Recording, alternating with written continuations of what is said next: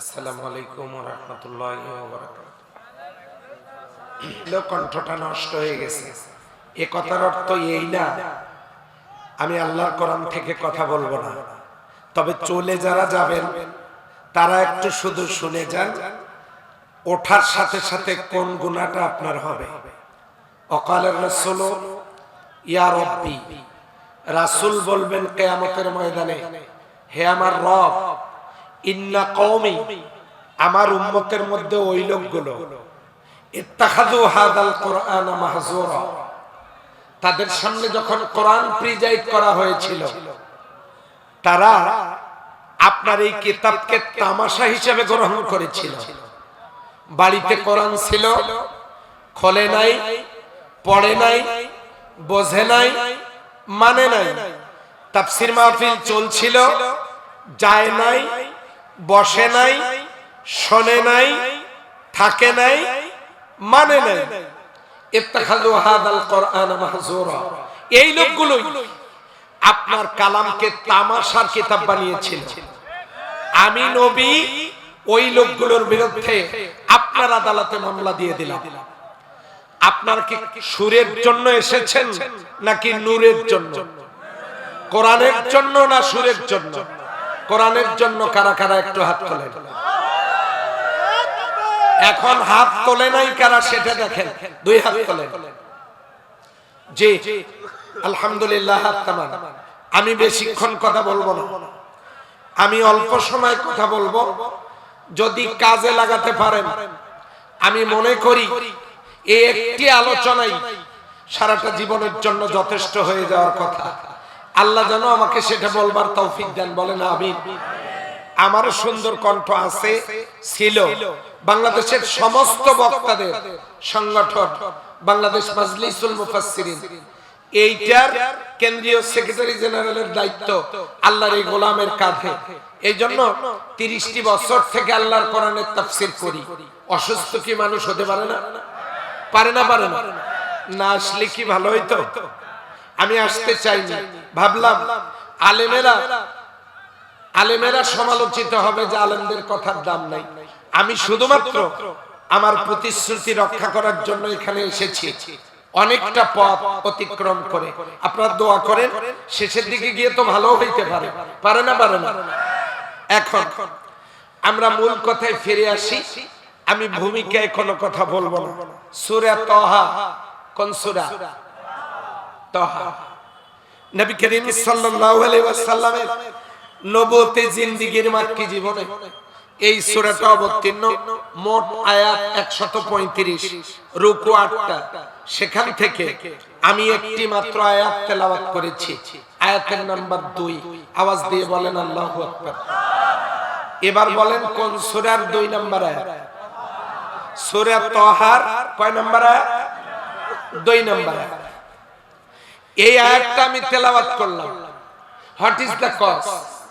কারণটা কি? এমন সময় আমি আয়াতটা তেলাওয়াত করলাম যখন Palestine, Gaza, Bosnia, Chechnya, Herzegovina,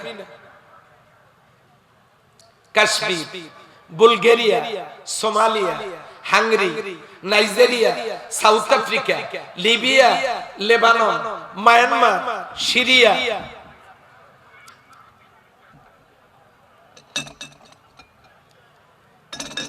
ভাই আমি তো ব্রেক করেছি, আপনি দিলেন কেন? সম্মানিত ভাইরা, মায়ানমার, সিরিয়া সহ তাম পৃথিবীতে চলছে অশান্তির দাবানল। আস্তে করে বলেন ঠিক কিনা? গতকালকের নিউজ, গাজায় এ পর্যন্ত 47,000 শিশু এতিম হয়ে গেছে। এই এতিম কোন এতিম? যাদের মা নেই, বাবা নেই, তাদের পরিবারের কোন সদস্য এই দুনিয়াতে জীবিত নেই। নিজের চোখে পরশুদিন দেখলাম একটা বিল্ডিং এর ভবন হেলে গেছে, ভেঙে পড়তেছে। টের পেয়ে একটা কুকুর লাফ দিয়ে গিয়ে একটা বাচ্চা আহত গুলিবিদ্ধ ক্ষতবিক্ষত একটা বাচ্চা, এই বাচ্চার কাপড়টা কামড়ায় ধরে যখন ওই বিল্ডিং এর নিচ থেকে টেনে অন্যখানে নিয়ে গেল, সঙ্গে সঙ্গে বিল্ডিংটা ভেঙে পড়ে গেল। এই হচ্ছে বর্তমানে সেখানকার অবস্থা। সম্মানিত ভাইয়েরা, আমি যে সময় এই কোরআনের আলোচনা করার জন্য এখানে বসা, তামাম পৃথিবীর মুসলমানেরা মোটেও শান্তিতে নাই, কথা বলেন ঠিক কিনা? হাসরের ময়দানে, আদালতে, আখিরাতে মুসলিম বিশ্বের রাষ্ট্রপ্রধানরা কিয়ামতের দিন দায় এড়াতে পারবেন না। সকলকেই আল্লাহর দরবারে জবাবদিহি করতে হবে। এই মর্মে তুমি তেল না দিলে ওরা বিমান চালাতে পারতো না, তুমি মুসলিম রাষ্ট্র তেল দিয়েছো কেন? তুমি ইউরেনিয়াম সরবরাহ না করলে ওরা পারমাণবিক রাসায়নিক অস্ত্র তৈরি করতে পারতো না, তুমি এটা সরবরাহ করেছো কেন? তুমি কেন অস্ত্র সরবরাহ করেছো? তুমি কেন এটা ওটা সরবরাহ করে তুমি ইসরায়েলকে সহযোগিতা করেছো? মুসলিম বিশ্বের কোন রাষ্ট্রপ্রধান দায় এড়াতে পারবে না। কিন্তু কথা হচ্ছে, এই যখন বিশ্ব পরিস্থিতি, তখন আমি এই আয়াত তেলাওয়াত করলাম কেন? What is the cause? কারণটা কি? আল্লাহ বলছেন, মা আনসালনা আলাইকাল কুরআনা লিতাশকা। আমি নাজিল করি নাই, অবতীর্ণ করি নাই, পাঠাই নাই, দেই নাই আলাইকা, আপনার উপরে। মা আনসালনা আলাইকা, আমি আপনার উপরে নাজিল করি নাই কোরআন, এই কোরআনকে লিতাশকা, আপনি দুর্ভোগ পোহাবেন, আপনি কষ্ট পাবেন, আপনি হেফাজতে থাকবেন, আপনি হেজিটেশন ফিল করবেন, আপনি ইনফেরিয়রিটি কমপ্লেক্সে ভুগবেন। এই জন্য আমি আপনাকে কোরআন দেই নাই। আল্লাহু আকবার বলেন সুবহানাল্লাহ। তাহলে এই আয়াত দ্বারা কি বুঝলাম? আল্লাহ তাআলা এই কোরআন বিশ্ববাসীর জন্য নাজিল করেন নাই কষ্ট দেওয়ার জন্য। এবার আপনারা বলেন, তাহলে কোরআন নাজিল হয়েছে কি জন্য?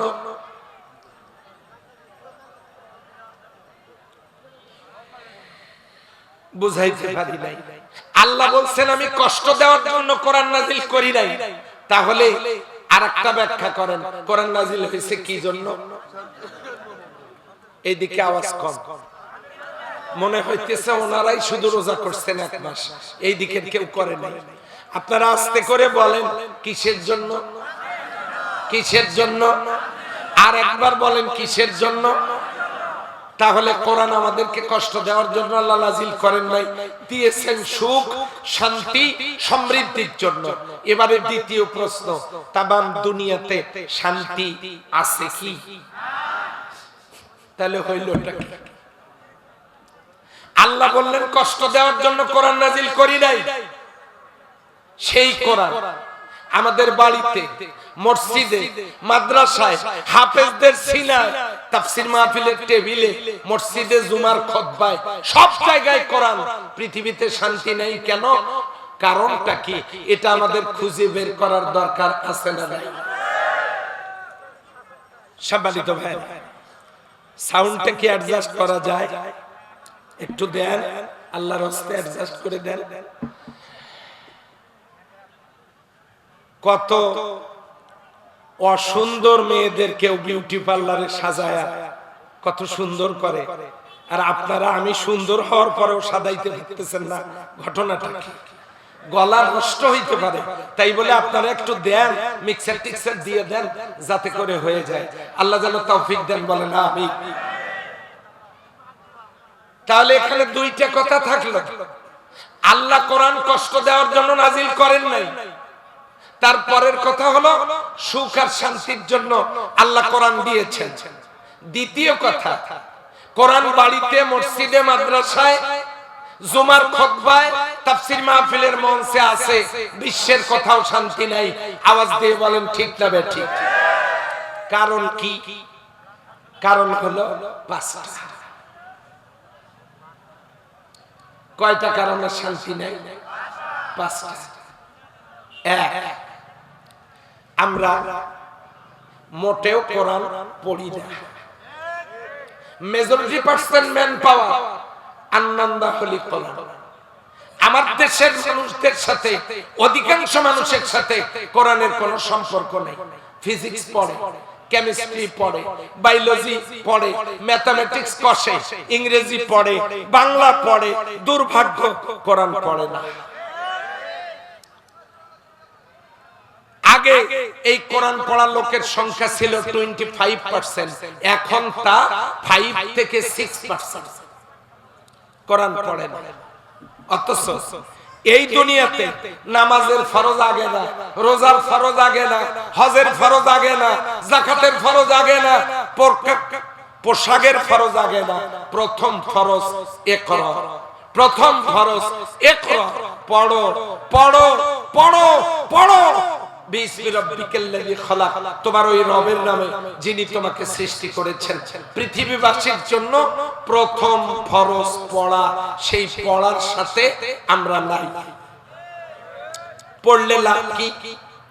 খায়রুকুম মান তাআল্লামাল কুরআনা ওয়া আল্লামা, যে কোরআন পড়ে আর পড়ায় তারা খায়ের, খায়ের মানে উত্তম। চিল্লায়া বলেন সুবহানাল্লাহ। আমরা কোরআন পড়ি না, পড়ি তো না।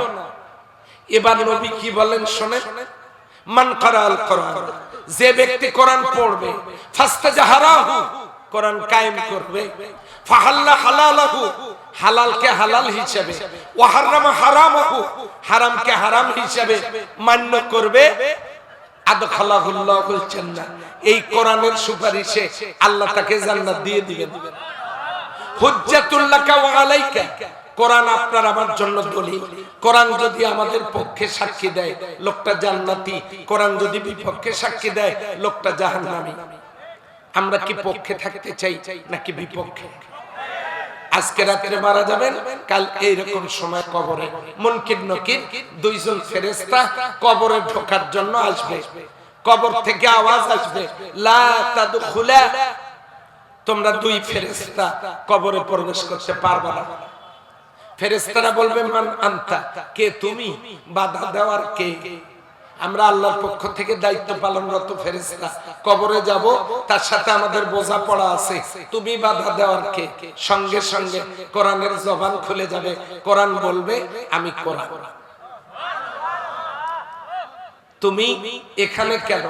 যেই লোকটা কালকের তাফসীর মাহফিলে গিয়েছিল, সিদ্ধান্ত নিয়েছে কোরআন পড়বে, শিখবে, কোরআনের আলোয় আলোকিত হবে, কিন্তু হায়াতে কুলায় নাই, মারা গেছে, কবরে আসছে, লোকটা ঘুমাচ্ছে। আমি কোরআন তার সাথে এসেছি, যতক্ষণ ঘুমাবে আমি ডিস্টার্ব করতে দিব না। ফেরেশতারা ডান পাশ থেকে, বাম পাশ থেকে, সামন থেকে, পিছন থেকে, মাথার দিক থেকে, পায়ের দিক থেকে ঢোকার চেষ্টা করবে, সক্ষম হবে না। পরে আল্লাহর ওয়ার্ডারে তারা রিটার্ন ব্যাক করবে। সুবহানাল্লাহ। এখন সেই প্রথম ফরজ কোরআন, এই কোরআন পড়া ফরজ, এটা আমরা আমল করতে পারলাম না। রমজান উদযাপন করলাম, রমজান বানান করতে অক্ষর লাগে 5টা। রতেরে দোয়ানুল্লাহ, যে ব্যক্তি রমজান মাসে রোজা রাখবে ওই লোকটার উপরে আল্লাহ রাজি এবং খুশি। কেন? নামাজ পড়লে মানুষ দেখবে, হজ করলে মানুষ দেখবে, যাকাত দিলে মানুষ দেখবে, কালেমা পড়লে মানুষ শুনবে। রোজা এমন একটা ইবাদত, এটা দেখার কোনো উপায় নাই আল্লাহ ছাড়া। আল্লাহ বলেন, আমাকেও দেখা যায় না, এই ইবাদতটাও দেখা যায় না। আমিও কখনো কিছু খাই না, রোজাদারও একটা সময় পর্যন্ত কিছু খায় না। আসাউমু লি আনা আজিজি বিহি, রোজা আমার, এর পুরস্কারটা আমি দিয়ে দিব। রাতের দোয়ানুল্লাহ, মিম মিমতে মাগফিরাতুল্লাহ। قال النبي صلى الله عليه وسلم من صام رمضان ايمانا واحتسابا غفر له ما تقدم من ذنبه, যে ব্যক্তি ঈমানের সাথে আত্মসমালোচনার সাথে রোজা রাখবে ওই লোকটার অতীত জীবনের গুনাহগুলো আল্লাহ মাফ করে দিবেন। এটা হলো র, তারপরে মিম। এরপরে দোয়াতে জিম্মাতুল্লাহ, যে ব্যক্তি রমজান মাসে রোজা রাখবে এই লোকটা আল্লাহর জিম্মায় থাকবে।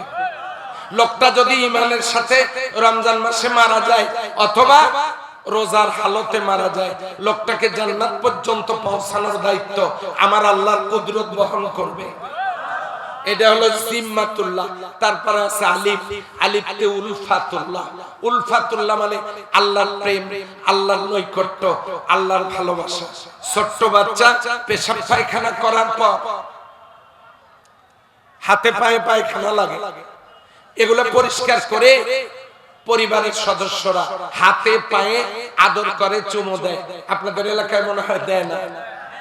একটু আগে পায়খানা করেছিল, পায়খানা হাতে পায়ে লেগেছিল, এটা মহব্বতের কারণে মনে থাকে না।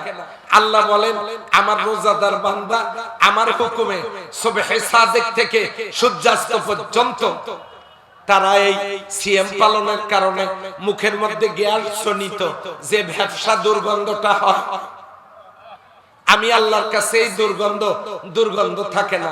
তোমরা বাচ্চাটাকে এতটাই ভালোবাসো, তা একটু আগে পায়খানা পেশাব লাগা হাত পা তোমাদের কাছে মহব্বতের কারণে তোমাদের কাছে ঘৃণা সৃষ্টি করে না।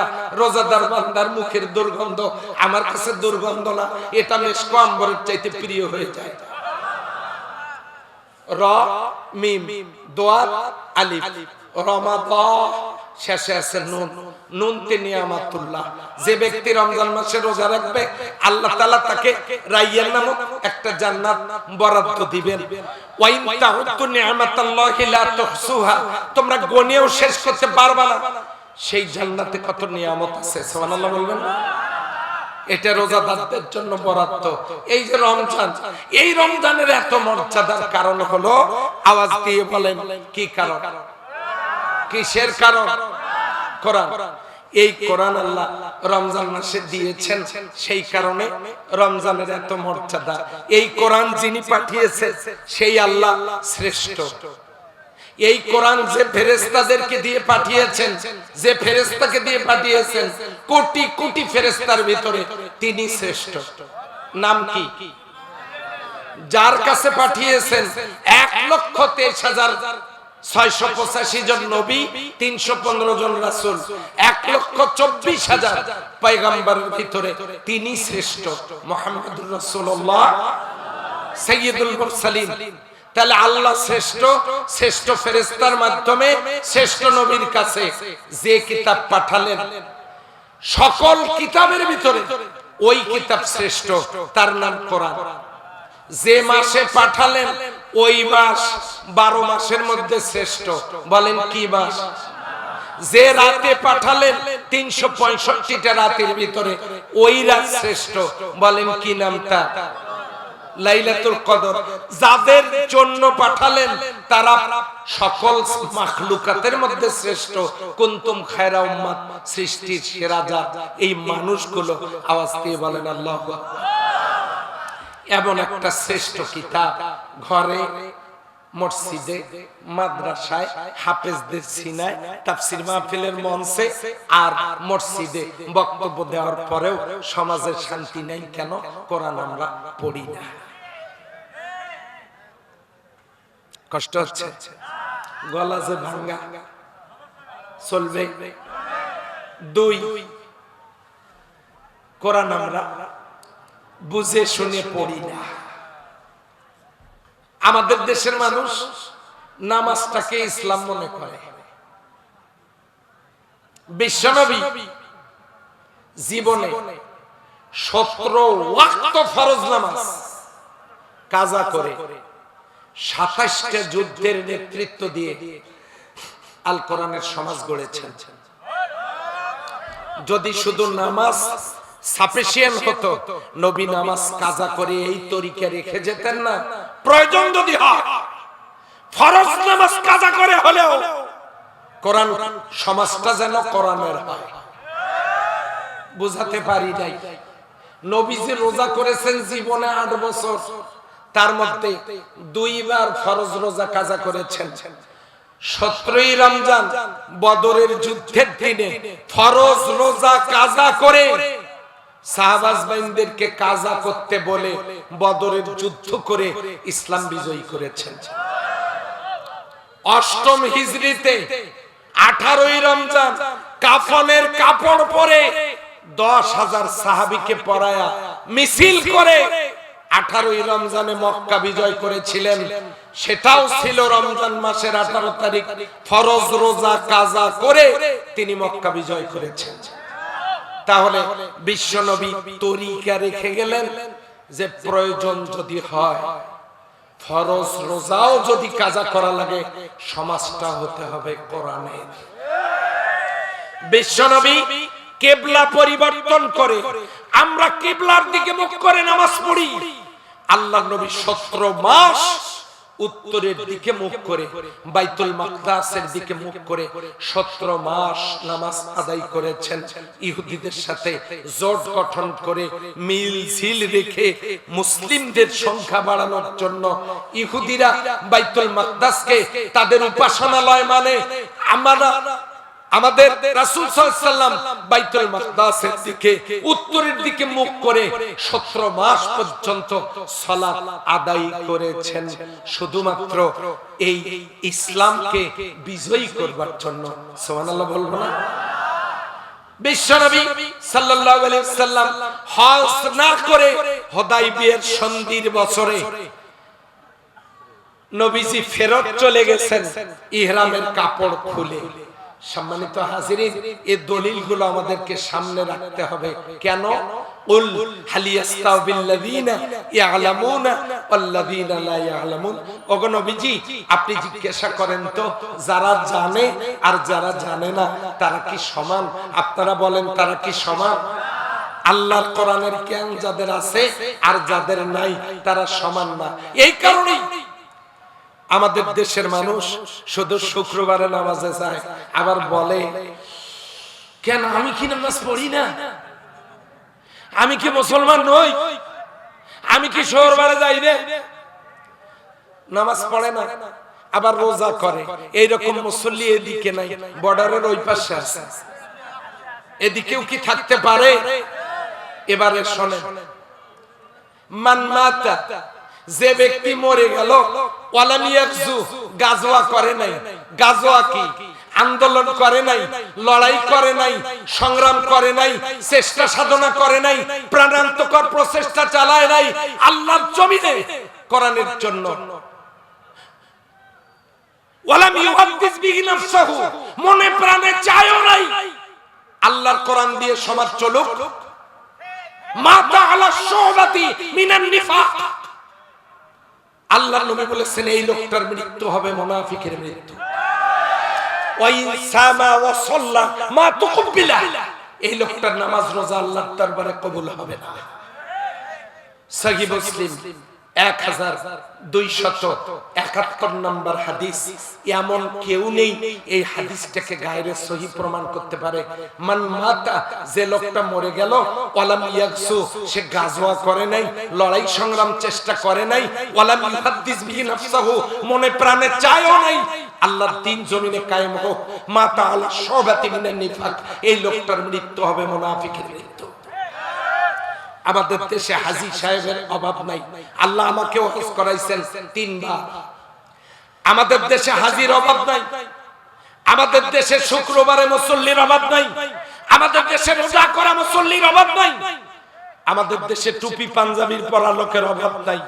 কিন্তু অভাব হলো একটাই, সেটা হলো এই কিতাব দিয়ে সমাজ চলুক, এটা মেনে নেওয়ার মতো লোক নাই। আসতে বলেন, আবার কেউ শুনবে, মেনে নেওয়ার মতো লোক নাই। কথা বলেন ঠিক কিনা? আচ্ছা, ইউরিয়া সারগুলো দেখতে হোমিও বড়ির মতো, আপনারা দেখেন না? ইউরিয়া সার দেখতে কিসের মতো? আসলে ইউরিয়া সার কি হোমিও বড়ি? ফটোকপি দেখতে অরিজিনালের মতো। ফটোকপি কি অরিজিনাল? জাল টাকা দেখতে অরিজিনাল টাকার মতো। জাল টাকা কি অরিজিনাল টাকা? এরপরে এই যে কাগজের ফুলগুলো দেখতে আসল ফুলের মতো, ওগুলো কি অরিজিনাল ফুল? হ্যাঁ, কথাটা এই জন্যই বললাম, ফটোকপি যেমন অরিজিনাল না, নকল ফুল যেমন আসল না, এরপরে ইউরিয়া সার যেমন হোমিও বড়ি না, জাল টাকা যেমন ভালো টাকা না, ঠিক তেমনি এই সমাজে এমন অনেক মানুষ আছে। না, আমাদের দেশে না, বর্ডারের ওই পাশে এমন অনেক মানুষ আছে দেখতে মুসলমানের মতো, কিন্তু মুসলমান না। দেখতে মুসলমানের মতো। আমি জানি আমার বক্তব্য আপনাদের কষ্ট দেবে, কিন্তু আমাকে যে বলতেই হবে। আমার ওস্তাদ বক্তব্যের সময় বলেছে, একটু আগে একটা আয়াত আমি গাড়িতে বসে শুনেছি। কি সেই আয়াত? মা ইয়ালফিজু মিন কাউলিন ইল্লা লাদাইহি রাকিবুন আতীদ। বান্দা, তোমার মুখ থেকে এমন কোন কথা বের হয় না যা রেকর্ড করা হয় না। আমার কাঁধে ফেরেশতা রেকর্ড করছে, আমাকে কোরআনের কথা বলতেই হবে। কথা যদি কোরআন হাদিসের বাইরে যায়, চলে যাওয়ার অনুমতি থাকলো, আর যদি কোরআন হাদিসের ভেতর থেকে হয় তাহলে কি চলে যাবেন? এখন আসে, এক নম্বরে আমরা কোরআন পড়ি না, দুই আমরা কোরআন বুঝি না। আমরা বুঝি রমজান মাসে রোজা করাটাই যথেষ্ট, নামাজ পড়ি আর না পড়ি, শুক্রবারে জুমায় মসজিদে যাওয়াটাই যথেষ্ট, বাকি নামাজ পড়ি আর না পড়ি। সম্মানিত ভাইরা, বাবা খাওয়ায়, সরি স্বামী খাওয়ান, পরান, কাপড় চোপড় দেন, সোনো পাউডার দেন, জুতে স্যান্ডেল দেন, কসমেটিক্স দেন, অলংকার আদি দেন, সব দেন। স্ত্রী স্বামীর সংসার করছে, কিন্তু গোপনে তিনি আরেকজনের সাথে পরকীয়া করেন, প্রেম করেন, যোগাযোগ করেন, ফোন নিয়ে বলেন আমি এই বিয়েতে রাজি ছিলাম না, বাবা মার চাপে বাধ্য হয়ে কবুল। বাবার বাড়িতে গেলে তুমি আমার সাথে দেখা করো, কথা আছে। স্বামী পিছন থেকে এই কথা শোনার পর সংসার নিশ্চয়ই মহব্বত বাড়বে, আস্তে বলেন বাড়বে। তাহলে পরকীয়া করা বউ নিয়ে সংসার কি মেরুদণ্ডের হাড়ওয়ালা কোন যুবক করবে? পরকীয়াওয়ালা বউ নিয়ে কেউ কি এই সংসার চালাবে না তালাক হবে?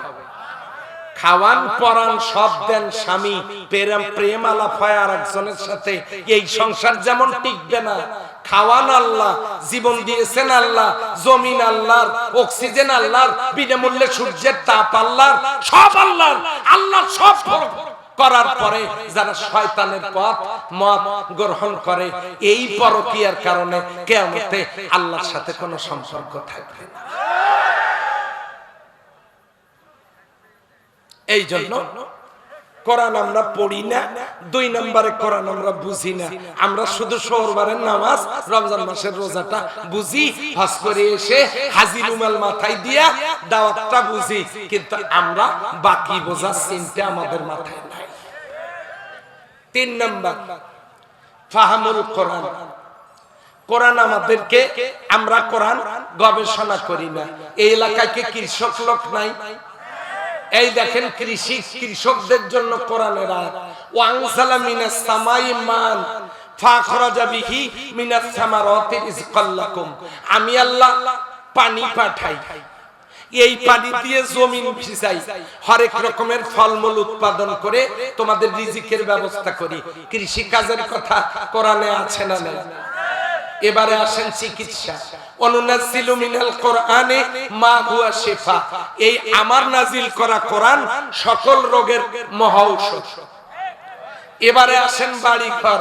আফামান আসাসা বুনিয়ানাহু, বাড়ি ঘর। এখন এরপরে আসেন বিয়ে শাদী। রব্বানা হাবলানা মিন আজওয়াজিনা, যুবকেরা বলবে আমাকে স্ত্রী দাও, স্ত্রী মহিলারা বলবে আমাকে স্বামী দাও। বিয়ে যখন হয়ে গেল, যুররিয়াতিনা, আমাদেরকে সন্তান দাও। কেমন সন্তান দিবা? ডিপ জলের মতো না, যুররিয়াতিনা কুররাতা আয়ুনি ওয়াজআলনা লিল মুত্তাকিনা ইমামা। এমন সন্তান দাও আল্লাহ, যে সন্তান দেখলে আমাদের চক্ষু শীতল হয়ে যায়। তার মানে এমন সন্তান দাও যারা জাতির নেতৃত্ব দিতে পারে, ইমাম হতে পারে, মুত্তাকি হতে পারে, চরিত্রবান হতে পারে। তাদেরকে দেখলে আমাদের চক্ষু যেন শীতল হয়ে যায়, এমন সন্তান দাও। ব্যবসা বাণিজ্য, আহাল্লাল্লাহুল বায়া ওয়া হারামার রিবা, সুদ হারাম, ব্যবসা হালাল। ব্যবসার কথা, কৃষি কাজের কথা, শুধু একটা কথা কোরআনে নাই, সেটা হলো রাজনীতির কথা। না থামেন, এই আমি কি স্লোগান দিতে বলেছি? আশ্চর্য ব্যাপার তো, একটা কথা শুধু কোরআনে নাই, রাজনীতির কথা, তাই তো? আল্লাহ বলেছেন আন আকিমুদ্দিন ওয়ালাউ কানাত তাতাফাররাকু, তোমরা জমিনে আমার দ্বীন কায়েম করো, মত পার্থক্য করো না। এটাও কোরআনে আছে না? না। তাহলে এমন কোন কথা নেই মা ফাররাতনা ফিল কিতাব, কিচ্ছু বাদ দেই নাই। তিবিয়ানাল লিকুল্লি শাই, বিস্তারিত আলোচনা করেছি। এই কোনো কিছুর জন্য কারোর কাছে যাওয়া লাগবে না। এই জন্য কোরআন নিয়ে আমাদের গবেষণা নাই, কোরআন নিয়ে আমরা গবেষণা করি না। আজকে আমেরিকা কোরআন নিয়ে গবেষণা করে এরোপ্লেন আবিষ্কার করলো, জেট বিমান আবিষ্কার করলো। তারা অক্সিজেনে, বায়ুতে কিভাবে ভারসাম্য রক্ষা করবে, এগুলোর জন্য তারা প্লেন আবিষ্কার করলো। আমরা গবেষণা করি না। সম্মানিত ভাইরা, এই যে আমার দেশটা, আমার দেশে পার্বত্য চট্টগ্রামের পাহাড়ের নিচে স্বর্ণের খনি, সেন্ট মার্টিন দ্বীপের নিচে তেলের কূপ। আমার যে থানা পীরগঞ্জ, শহীদ আবু সাঈদ, শহীদ আবু সাঈদের কবর যেখানে, আমার বাসার পশ্চিম পাশে শহীদ আবু সাঈদ, পূর্ব পাশে শহীদ সোহাগ। শহীদ আবু সাঈদের কবরের নিচে দক্ষিণ পূর্ব এশিয়ার সর্ববৃহৎ কয়লার খনি, ৯ কিলোমিটার এরিয়া জুড়ে কয়লা। আর এই কয়লা এশিয়া মহাদেশের ভিতরে শ্রেষ্ঠ কয়লা। বাংলাদেশের ১০০ বছরের কয়লার চাহিদা পূরণ করে এই কয়লা বিদেশে রপ্তানি করা যাবে, এত কয়লার মজুদ আমার থানা। আমার থানায় আরো একটা খনি, লোহার খনি। বাংলাদেশের বিভিন্ন খানে গ্যাসের খনি। ঠাকুরগাঁ, পঞ্চগড়, লালমনিরহাটে পাথরের খনি, লালমনিরহাটে ইউরেনিয়ামের খনি। কত লাগে, কত লাগে?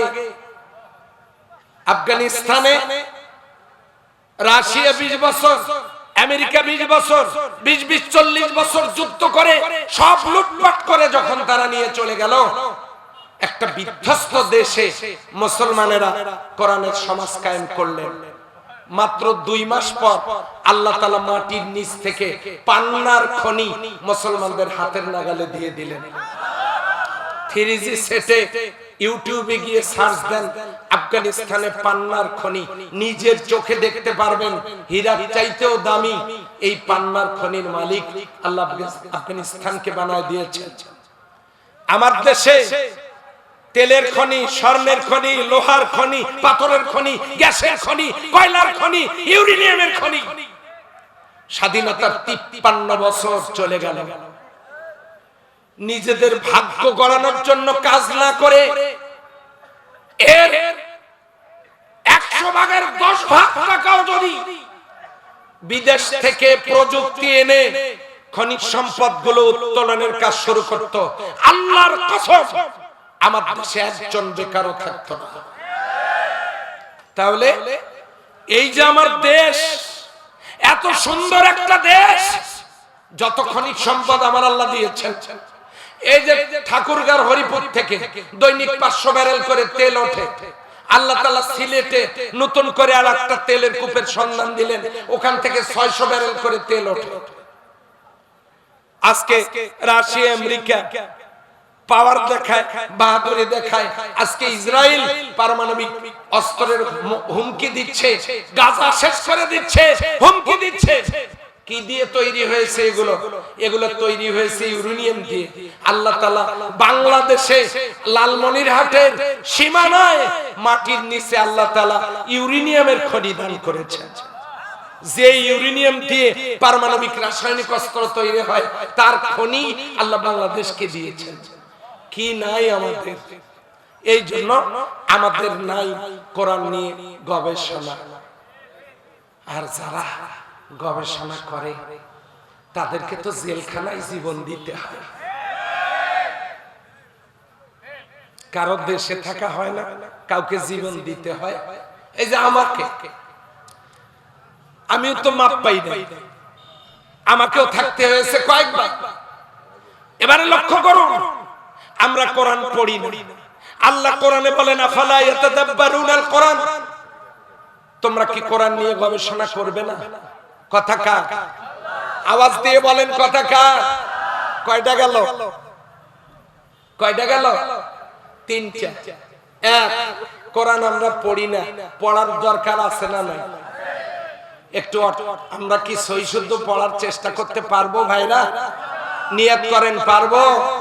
মা বোনদেরকে অনুরোধ করছি কোরআন পড়বেন।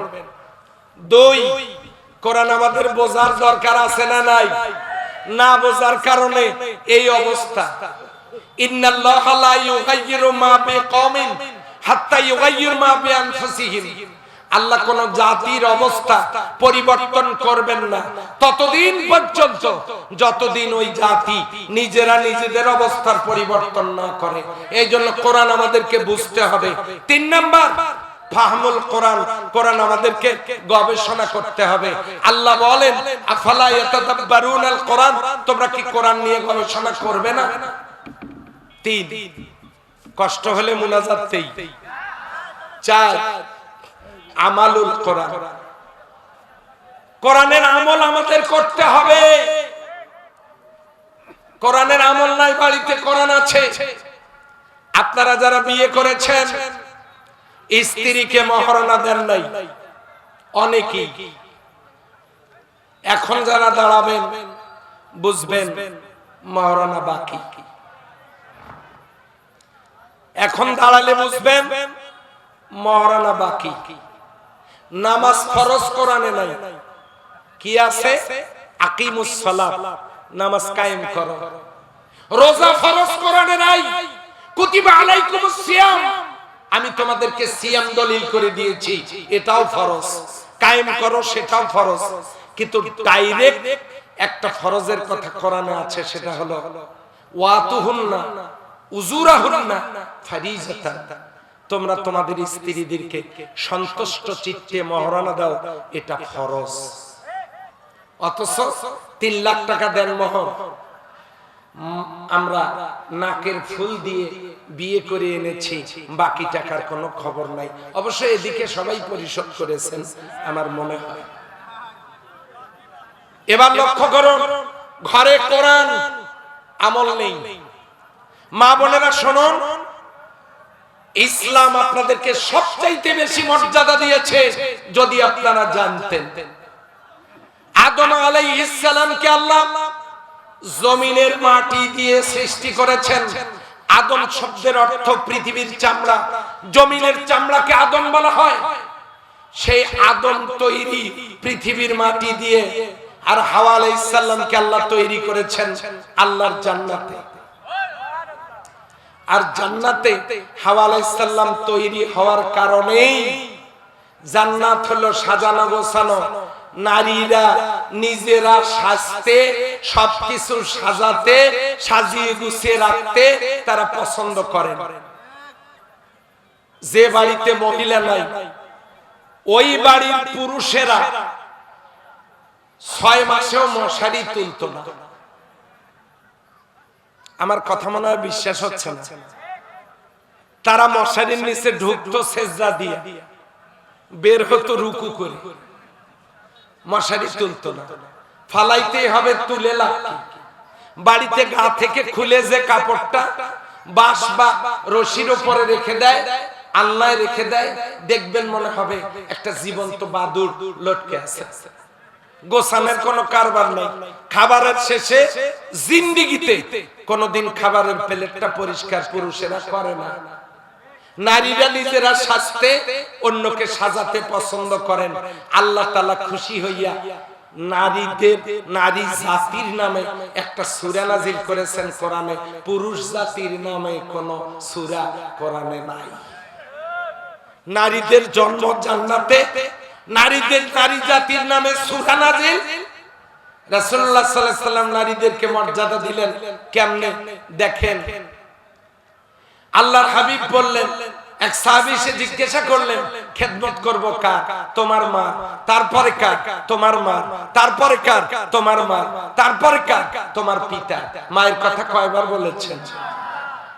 রাসূলুল্লাহ সাল্লাল্লাহু আলাইহি সাল্লাম বলেছেন, যে ব্যক্তি তার দুইটা কন্যা সন্তানকে লালন পালন করে সৎ পাত্রস্থ করবে, ওই লোকটা আর আমি নবী আল্লাহর জান্নাতের পাশাপাশি রুমে অবস্থান করব। পুরুষ জাতির পায়ের নিচে জুতা আর মায়ের পায়ের নিচে জান্নাত। রাসূলুল্লাহ সাল্লাল্লাহু আলাইহি সাল্লাম বলেছেন, আল জান্নাতু তাহতা আরজুলি উম্মাহা, তোমার মায়ের পায়ের নিচে তোমার জন্য জান্নাত। এক শ্রেণীর পুরুষেরা বলে, ভালো করে খেদমত করো, স্বামীর খেদমত করো ভালো করে, স্বামীর পায়ের নিচে স্ত্রীর জান্নাত। আস্তে করে বলতেছি, মহিলারা যাতে না শোনে, ধীরে বলতেছি। আসলে এই কথাটা কোরআনেও নাই, হাদিসেও নাই।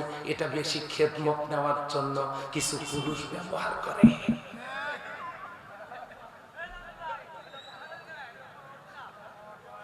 পুরুষ জাতির পায়ের নিচে জুতা, স্বামীর খেদমতে আল্লাহ খুশি, আল্লাহ খুশি হলে জান্নাত। কিন্তু পুরুষের স্বামীর পায়ের নিচে জান্নাত, এই কথাটা কোরআন হাদিসের কোথাও আমি খুঁজে পাই নাই। মায়ের পায়ের নিচে জান্নাত, এটা ধীরে আস্তে করে এই জন্য বললাম, মহিলারা যাতে না শোনে।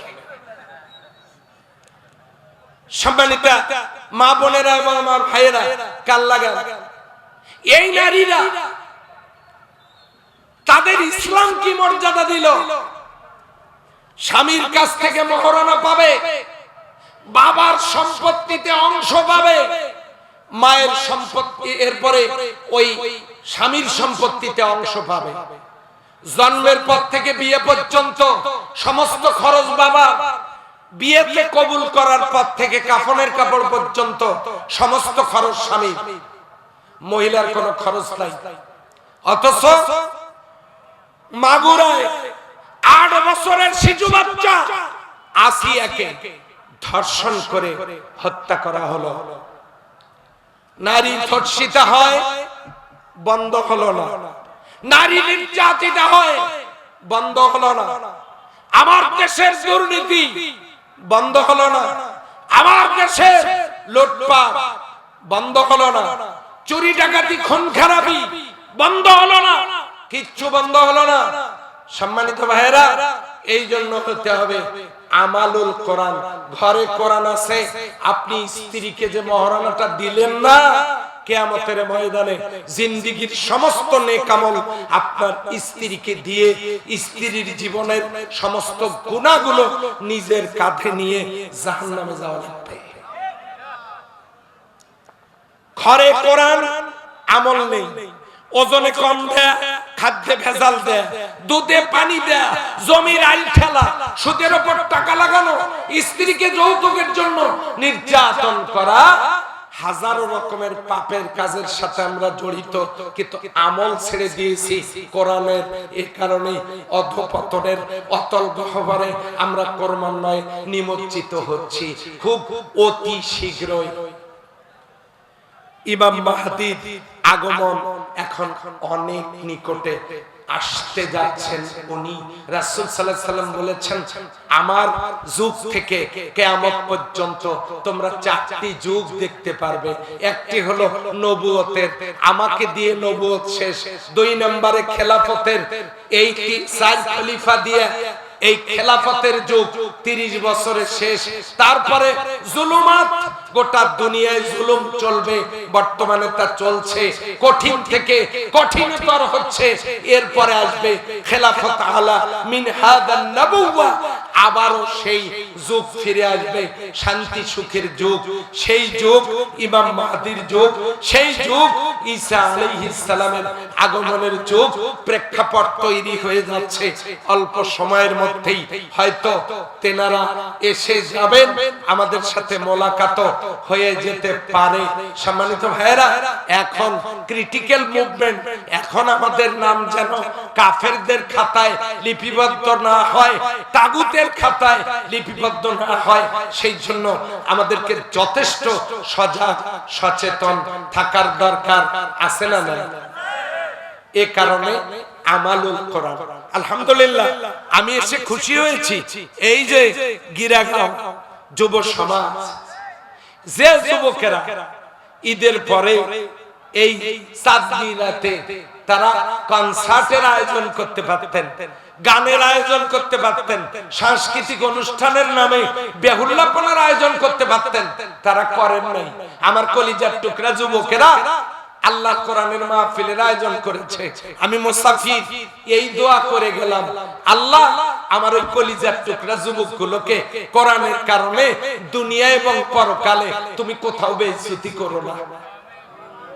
একটু আওয়াজ দিয়ে বলতেও পারলেন না আমি? আমার খুব ভালো লাগতেছে যুবকদের এই আয়োজন, কি সুন্দর করে সাজানো। অতএব আমালুল কোরআন, 1 নাম্বার কেরাতুল কোরআন সহিহ পড়া, 2 নাম্বার তেলাওয়াতুল কোরআন বুঝে শুনে পড়া, 3 নাম্বার ফাহমুল কোরআন গবেষণা করা, 4 নাম্বার আমালুল কোরআন কোরআনের আমল করা। এবারে আস্তে করে বলেন তো, কোরআনের আমল কি আছে? আছে। ইয়াতি আলান নাসি জামান, আল্লাহ নবী বলেছেন তোমাদের কাছে খুব শীঘ্রই একটা জামানা আসতেছে, লা ইয়াবকা মিনাল ইসলামি ইল্লা ইসমুহু, ইসলামের নাম থাকবে কিন্তু ইসলাম থাকবে না। ওয়ালা ইয়াবকা মিনাল কোরআনি ইল্লা রুসমুহু, কোরআনের অক্ষর থাকবে কিন্তু কোরআন থাকবে না। এই ছেলে বসো, আমি সরি, এখন কেউ দাঁড়ালে আমি জিজ্ঞাসা করব কারণ কি। আপনারা আমাকে দাওয়াত দিয়েছেন, আমি আজকে অসুস্থ জন্য আপনারা আমাকে অপমান করতে পারেন না। আমাকে রেখে আপনারা চলে যাওয়ার অর্থই হলো আমার কথা আপনার ভালো লাগছে না, হয় আপনি আমাকে অস্বীকার করলেন, না হলে কথাগুলোকে। আর এটা যদি হয় আমাকে অস্বীকার করেন, আপত্তি নেই, কিন্তু কথাগুলো কার? আপনি এটাকে ইগনোর করতে পারেন না, ডিসঅনার করতে পারেন না। এর রাইটস নেই।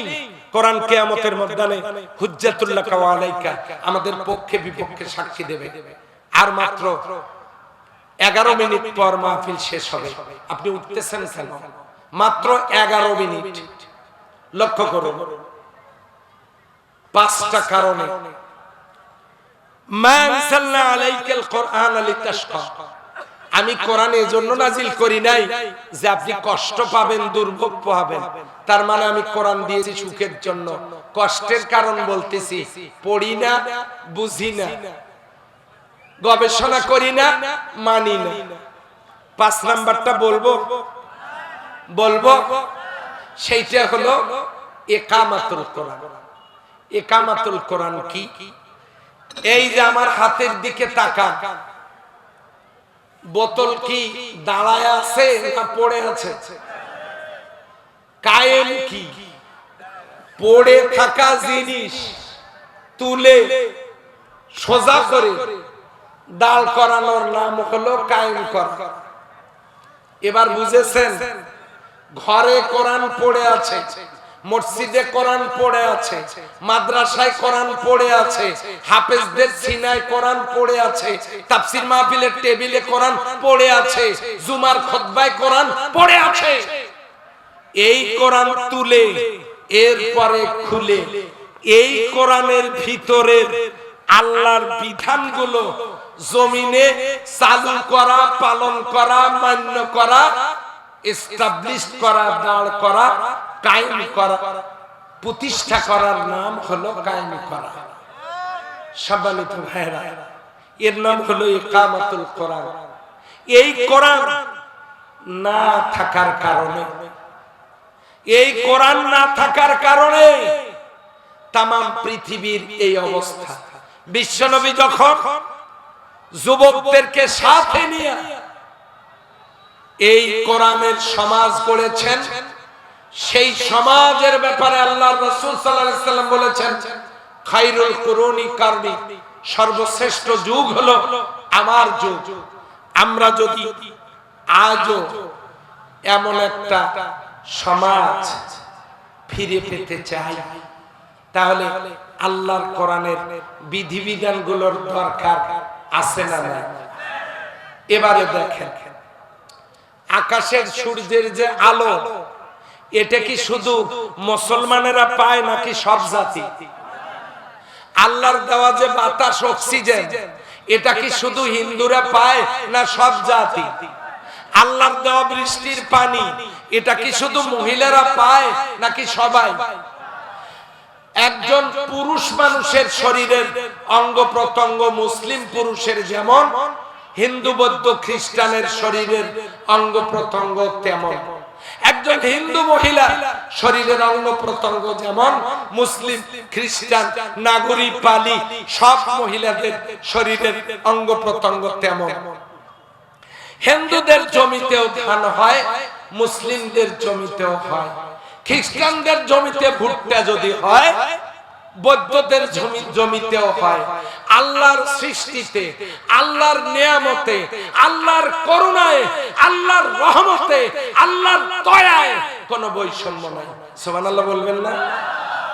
সেই বৈষম্যহীন আল্লাহ একটা বৈষম্যহীন কিতাব নাজিল করেছেন। এই বৈষম্যহীন কিতাবের বিধিবিধান যদি চালু থাকতো, হিন্দু বৌদ্ধ খ্রিস্টান নাগরিক পালি জাতি ধর্ম বর্ণ গোত্র নির্বিশেষে আমরা সবাই মিলে শান্তি সুখে বসবাস করতে পারতাম। আওয়াজ দিয়ে বলেন কথা ঠিক না? কিন্তু আমরা মনে করেছি কোরআন তো সওয়াবের কিতাব, তাবিজের কিতাব, সুমা খাওয়ার কিতাব, আর মরা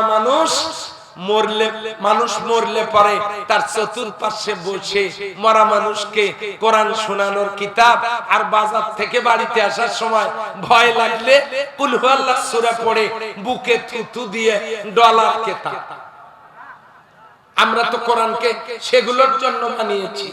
অথচ আল্লাহ তাআলা বলেছেন যে আল-ইয়াউমা আকমালতু লাকুম দীনাকুম ওয়া আতমামতু আলাইকুম নি'মাতি। ইসলাম হলো কমপ্লিট কোড অফ লাইফ। সুবহানাল্লাহ বলবেন না? সেই কিতাব বাড়িতে রেখে আমাদের কত দুঃখ, কত দুর্দশা, কত কষ্ট। এই যে খনিজ সম্পদগুলো, এগুলো আল্লাহ হাতের নাগালে দেওয়ার জন্য রেডি।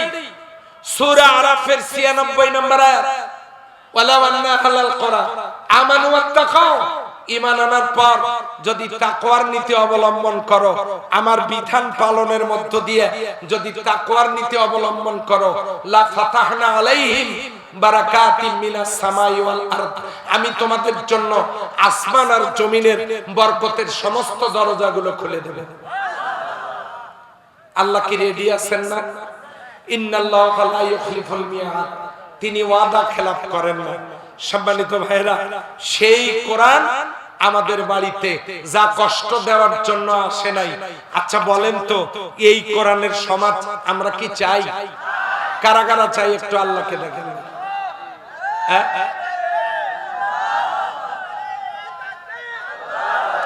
আলহামদুলিল্লাহ চাই। এই কোরআনের সমাজ কিভাবে হবে? দোয়া করলে।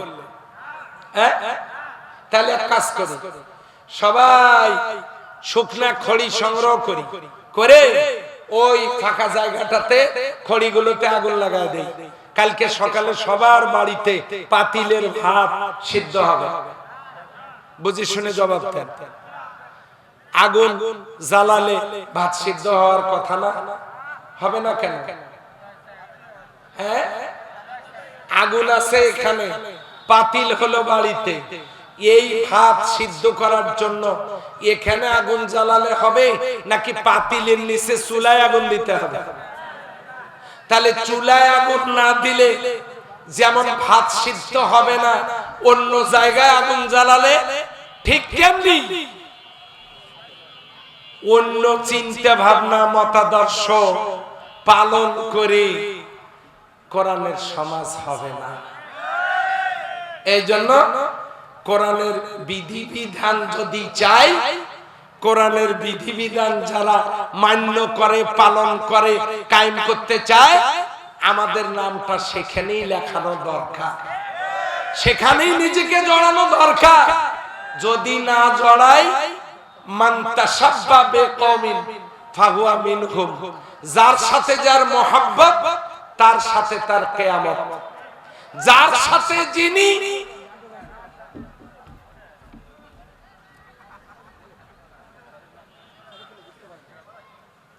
সাথে যিনি হাসরের ময়দানে তার সাথে দাঁড়াবেন তিনি। এই জন্য আমরাই একটু আগে হাত তুলে বললাম আমরা কোরআন চাই, আমরা কোরআনের বিধিবিধান চাই, আমরা কোরআনকে সুখ শান্তির কিতাব হিসেবে চাই। তাহলে আগুন কি মাঠের মধ্যে জ্বালালে ভাত সিদ্ধ হবে, নাকি জায়গা মতো জ্বালাতে হবে?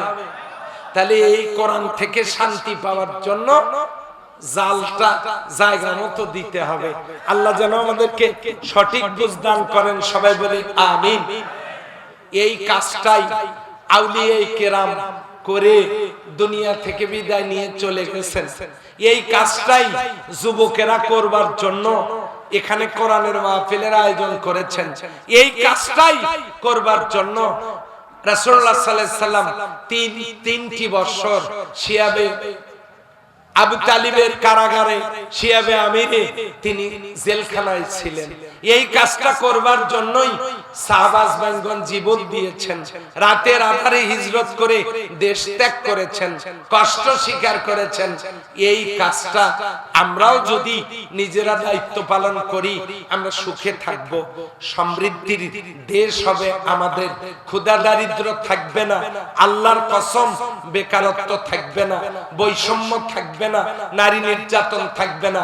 তাই আসুন আমরা সকলে মিলে, কে কোন দল করেন, কোন দলের বিরুদ্ধে আমি বক্তব্য দিচ্ছি না, আওয়ামী লীগের ভাইয়েরা আসেন, বিএনপির ভাইয়েরা আসেন, জাতীয় পার্টির ভাইয়েরা আসেন, জামাত ইসলামীর ভাইয়েরা আসেন, তাবলীগের ভাইয়েরা আসেন, যুবকেরা আসেন, নারীরা আসেন, বৃদ্ধরা আসেন, ছাত্রছাত্রীরা আসেন, সবাই মিলে আমরা আল কোরআনের আলোয় আলোকিত হই, একটি সুন্দর সমাজ করি। আল্লাহ তাআলা তৌফিক দান করুন, বলি আমিন। ওয়া আখির দাওয়ানা আনিল হামদুলিল্লাহি রাব্বিল আলামিন। এখন দোয়া হবে, দাঁড়ানো ভাইরা বসে পড়ুন, কয়েকবার আস্তাগফির পাঠ করে নিন। মজার প্রশ্ন হচ্ছে, হুজুর আমার বউকে সারা জীবন কষ্ট করে খাওয়াইলাম, এতে কি আমার মহরানা মাফ হয় না? আমি আমার বউকে কষ্ট করে সারা জীবন খাওয়াইলাম, এতেই কি আমার মহরানা মাফ হয় না? আমার প্রশ্ন হলো, বউ ছাড়া কি আপনার নিজে খেয়ে জীবন চলে না? তো আপনি তো এগুলো খাওয়ার পাশাপাশি আপনার বউকে এনেছেন আপনার দরকারে। তো যে জিনিস আপনি আপনার দরকারে নিয়ে আসলেন তার পরিপূর্ণ ডিমান্ড, অর্থাৎ তার পরিপূর্ণ প্রাপ্য আপনাকে বুঝে দিতে হবে, এটাই আপনার দায়িত্ব। খাওয়াবেন এটা তো হলো আপনার কর্তব্য, আর আপনার দায়িত্ব হলো তার হক আদায় করা, তার মহরানা দিয়ে দেওয়া। আপনি খাওয়ায় শোধ করবেন, তাই তো? খাওয়ায় শোধ, বুদ্ধি তো ভালোই তো বুদ্ধি। এই বুদ্ধি যদি আপনি আমাকে আগে দিতেন তাহলে আমার টাকাগুলো তো আমি বাঁচতাম। কি বুদ্ধি! আহা, মহরানা দিতে হবে, মাপ নাই। আমি দিয়েছি, আপনারাও দিবেন, মহরানা দিবেন। বলেন তো ফকির বেশি না ফকিরানি বেশি? কেন? এই মহিলাটাও তো কারো স্ত্রী ছিল, কারো মেয়ে ছিল, আজকে রাস্তায় ভিক্ষা করছে কেন? কারণ কি জানেন? স্বামী তাকে মহরানা দেয় না, ভাইরা বুদ্ধি দিয়া জমিটা লিখে নিয়েছে, স্বামী বাড়ি থেকে তালাক দিয়েছে, ভাইও লালন পালন করে নাই, বাড়ি থেকে বের করে দিয়েছে, পরে ভিক্ষার জন্য রাস্তায় নেমেছে, এই মহিলা হয়েছে অধিকার বঞ্চিত। খোঁজ নিয়ে দেখেন, আমি কয়েকজনের খোঁজ নিয়েছি, দেখে অবস্থা তাই। শুনুন, এই কোরআনের আমল, কোরআন মানা না হলে কোরআন কিয়ামতের দিন বিপক্ষে দলিল দেবে। আল্লাহ আমাদের হেফাজত করুন বলে আমিন। আমার ভাই, আমার কলিজার টুকরা শেখ ওলিউল্লাহ সাহেব যদি দোয়া করেন তার এই সুন্দর কণ্ঠটা দিয়ে, ভালো লাগবে না? সবাই পড়েন আস্তাগফিরুল্লাহ। সভাপতি মহোদয় একটু বক্তব্য লাগতো, সমাপ্তি ঘোষণা দেওয়া লাগতো না? সভাপতি মহোদয় দিয়েছেন সমাপনী কথা, ওনাকে একটু মাউথপিসটা দেন। সমাপনী কথা রাখছেন, একেবারেই সংক্ষেপে উনি বলবেন আমি জানি। সমাপনী কথা রাখছেন মোহতারাম সাহেব সাদর, সম্মানিত সভাপতি। এরপরে দোয়া হবে ইনশাআল্লাহ। কেউ উঠবেন না, দয়া করে বসুন।